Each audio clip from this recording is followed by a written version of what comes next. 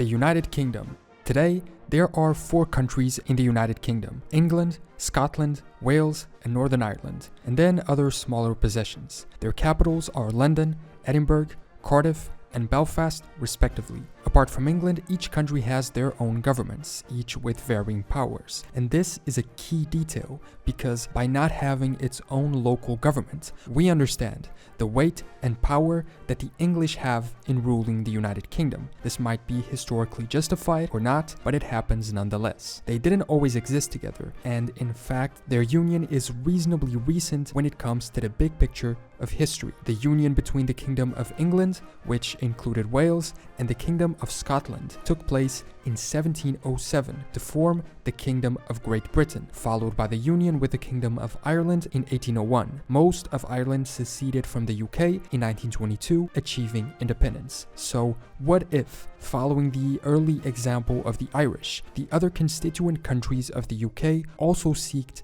to achieve their independence in the coming years? Whether we think it would be good or bad, I think we can't deny it's a possibility. A lot of people across the countries, some more than others, have argued for this separation. So in this video, we're going to explore this possibility. What if the UK separated itself from one nation into 4 or even more separate and independent countries? First, here's why it could happen. When I usually do these videos like I did for the United States, Australia, or Brazil, they are highly unlikely, if not completely impossible. But in this case of the UK, at least as I make this video, the possibility is reasonable or at least existent. Scotland's independence was put to a vote already. It lost, but not by much, and the circumstances have changed a lot. Key factors which were keeping Scotland in the UK have gone away. When the UK voted to leave the EU and yes won, it only won overall in England and in Wales. In Scotland and Northern Ireland, the majority, and in Scotland's case a big majority, voted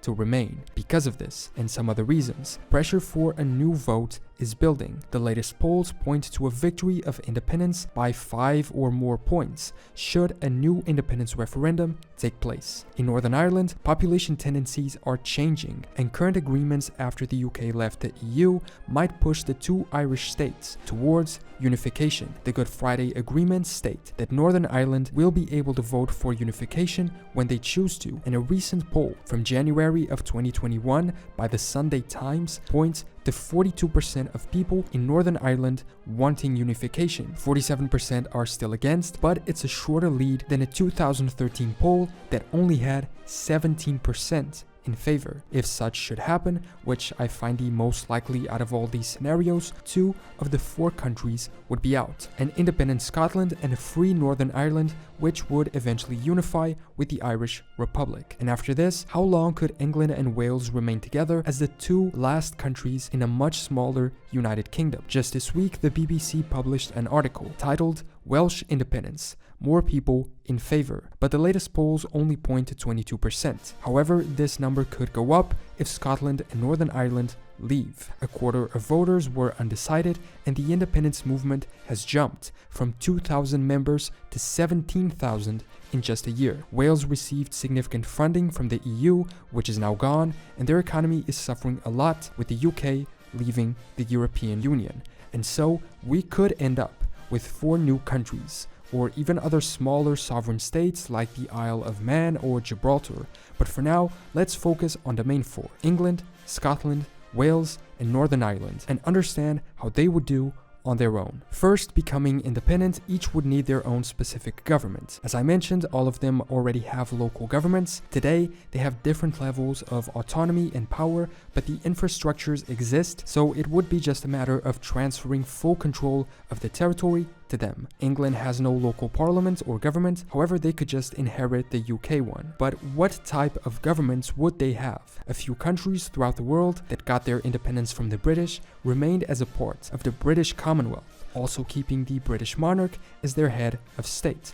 But would this be the path for these new countries as well? I honestly feel that they would be less likely to want to remain a monarchy. If they would go through the whole process of separation, they would probably not want to keep any ties of sovereignty with the UK, and so we could see Scotland, Wales, and Northern Ireland become full-on republics with their own governments, but also with their own presidents. When it comes to the flags of these new countries, I don't think much would change since they already have their own individual flags today within the Union, flags which have been around since incredibly early on, even before the United Kingdom existed. England has the St. George's Red Cross on a white field in use since around 1348. Scotland has the St. Andrew's Saltire since 1286. Wales has the Red Dragon flag on a green and white field, arguably one of the coolest flags in the world, whose variants have been present since 1485. And Northern Ireland has no official flag, but a commonly used one is the Ulster banner. But this is if all countries became independent. What if only one or two left? If Scotland were to leave, would it make sense to remove the blue background from the UK flag, leaving it simply white and red? I think the Union Jack is such a cultural symbol at this point that, should it happen, I wouldn't change the flag. But what if Northern Ireland also leaves? That would just leave us with the English flag. Wales' absence from being represented in the Union Jack is unfair as it is, but in the case of an England-Wales only union, they would have to figure out a way to represent them as well. And so, a new flag might have to be designed. And what about the Australian and New Zealand flags, which use the Union Jack on the top left corner? They could still remain a part of the Commonwealth, but if some argue it doesn't make sense to keep the canton there now, would its removal be needed in these scenarios? When it comes to population, the United Kingdom's population in 2020 was estimated to be 67.8 million, the world's 21st most populated country, but the distribution of people along the territory is highly unbalanced. England accounts for the vast majority with 56 million people, Scotland only has around 5.4 million, Wales 3.1, and Northern Ireland 1.9. England would therefore remain in the top 25 most populated countries in the world, while the other three would be significantly smaller. Scotland would be just ahead of Slovakia and behind countries like Finland or Denmark, Wales between Mongolia and Bosnia's population numbers, and Northern Ireland between Guinea-Bissau and North Macedonia. Although joining the Republic of Ireland, the Irish island would then account for a total of 6.7 million people. When it comes to the religion of these various peoples, there aren't that many differences. Christians are the vast majority in all four countries, 60% in England, 57% in Wales, 53% in Scotland, and 82% in Northern Ireland. The second largest group are non-religious people in each of them. There are very small minorities in all of them, the most relevant being Islam at 5% in England, but there are no significant religious differences between these four potential new countries. There is a key difference though between Protestants and Catholics. Most of the United Kingdom is Protestant. However, there are some Catholic populations still, and this might play a role in a few future developments. In Scotland, Catholics comprise around 16% of the total population, a number that goes down to 7% in Wales, or 10% if you count England and Wales together. But what about Northern Ireland? One of the key divisions between British Northern Ireland and the independent Republic of Ireland is religion. In the north, they are mostly Protestant, and in the Republic, mostly Roman Catholic. But things are changing. In 2011, 48% of Northern Irish saw themselves as Protestant and 45% as Catholic. And over the past 40 years, the number of Catholics has been steadily increasing, and the number of Protestants going the opposite direction. This population tendency might contribute to an easier path towards Irish unification in the future, and especially in the case of Northern Irish independence, a situation where their connection to the great Protestant country of the area, England, would be much smaller. And what about the area in which these people live? United, the UK has a total area of around 242,000 square kilometers, the world's 78th largest country. How would it be divided in the case of separation? Once again, England makes up the majority of this, with 130,000 square kilometers, 54% of the UK's European land. Scotland comes second with 32%, Wales at 9%, and Northern Ireland last with only 6% of the territory. England would still be within the top 100 biggest countries at number 95, just behind Greece. Scotland only at 115, ahead of Czechia but behind Austria. Wales at 148, between El Salvador and Belize, and Northern Ireland at 156, behind East Timor. The border of Northern Ireland with the Irish Republic would likely remain open, further contributing to unification, but it's likely that free movement of people and goods would also be a reality within Great Britain. Additionally, there is the issue of other overseas territories that the British have today. Which of the countries would keep control over them? I think proximity makes sense for this, so the Channel Islands would necessarily remain dependencies of an independent England. But what about those in the Caribbean, Africa, or Asia? Would this separation be a chance for them to lose a few of them? I'm sure, for instance, Argentina would see it as a possibility to once again attempt to conquer or occupy the Malvinas/Falkland Islands, and others across the world might go through similar issues of local and neighboring countries wanting to take them over. Gibraltar is, as it is, a complicated issue. Would UK dissolution lead to it remaining English, or finally cave and join Spain? They could also become independent, as could the Isle of Man and other small overseas territories of the British, leading not to 4 new countries, but 5, 6, or even more of them. Gibraltar and the Isle of Man already have their own cool-looking flags, but many others like Bermuda don't. And so, in the case of independence for these smaller islands, new flags might also be needed. And what about the economy? The British GDP was 2.8 trillion in 2019. They are the world's 5th largest economy, but the distribution per country is, again, very different. England accounts for most of it, with London alone being a key part of their economy. I guess that's why there are even some people who have the crazy idea of London becoming its own independent city-state, sort of like what Vatican is to Italy, but for companies instead of the church, I guess. Out of those 2.8 trillion, 2.4 were generated through and in England, although if you exclude London, that number falls to 1.7 trillion. However, still very much ahead of Scotland at 200 billion, Wales at 100 billion, and Northern Ireland at 50 billion. London alone surpasses the other 3 combined, with their 700 billion contribution to the UK's GDP. At 2.4 trillion, England would drop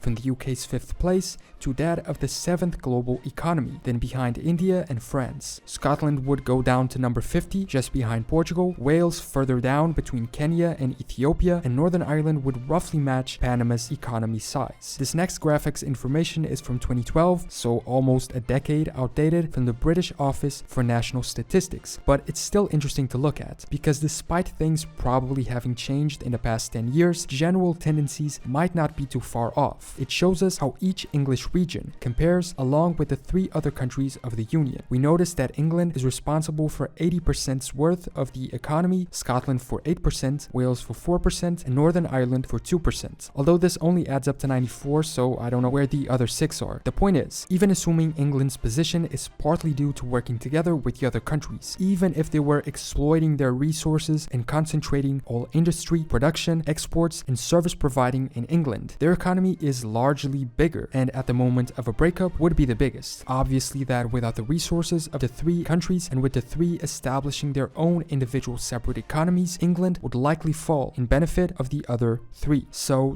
far, in population, territory, and economic terms, England would retain much of what the UK already has. Now, obviously, I think at least immediately, there would be a very big drop from no longer working together, and each of the countries might lose significant amounts in their GDP, especially because all the new countries might have new expenses that the central UK government now covers. Only 16% of Scottish exports are to the EU, while 63% to the UK. If these UK-destined exports were at risk, their economy would suffer a lot. But I think in the long term, Scotland would likely begin improving and doing better. There is also the issue of currency. Would all of them keep the British pound or come up with Scottish, Welsh, and Irish pounds? Northern Ireland unifying and Scotland joining the EU could mean they also join the Eurozone and begin using the euro. But unless all of them continue to use the British pound, which in this scenario I would find unlikely, the value of the currency would most likely drop, even if then rising again or even more in the future. And finally, one of the biggest issues in any country separation, the military. How would they divide military forces and resources? According to this document from 2014, the UK have around 156,000 active military personnel. Of these, 125,000 are provided by England, around 10,000 by Scotland, and just over 2,000 by Wales and Northern Ireland each. In this map, we can see that, although this includes civilian personnel and the armed forces too. The darker the color, the more that region contributes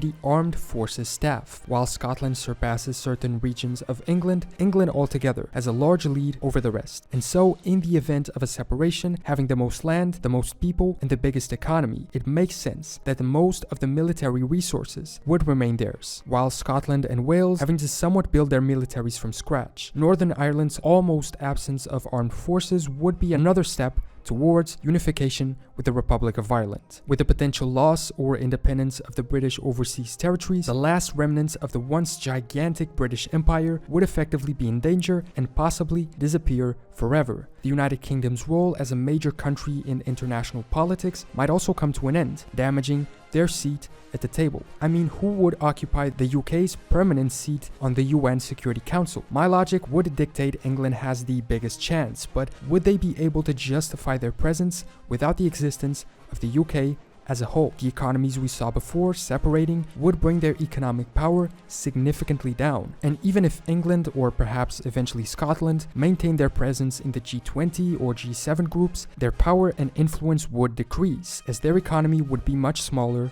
as well. So, that is a short overview of what could happen if the United Kingdom broke apart, separating itself into 4 or 5 or more independent separate countries: England, Scotland, Wales, Northern Ireland, or a United Ireland, and perhaps even the small Isle of Man or Gibraltar as small states in the style of Monaco or Andorra. How these new countries would compare to each other when separate, economically, politically, in terms of population and other factors, the fate of their territory, and how they would do on an international level. Like I said, I don't think this scenario is impossible. I think there is some likelihood of it happening, but only in parts. Irish unification seems inevitable in the future, and Scottish independence seems to be very possible, but I think at least England and Wales would remain together even in those scenarios. Would these separations be good for those who leave and those who stay? I honestly don't know, so make sure to leave your opinions below. Would you like to see this happen or not, and what do you think the results would be? Thanks so much for watching this video. Subscribe if you want, and I will see you next time for more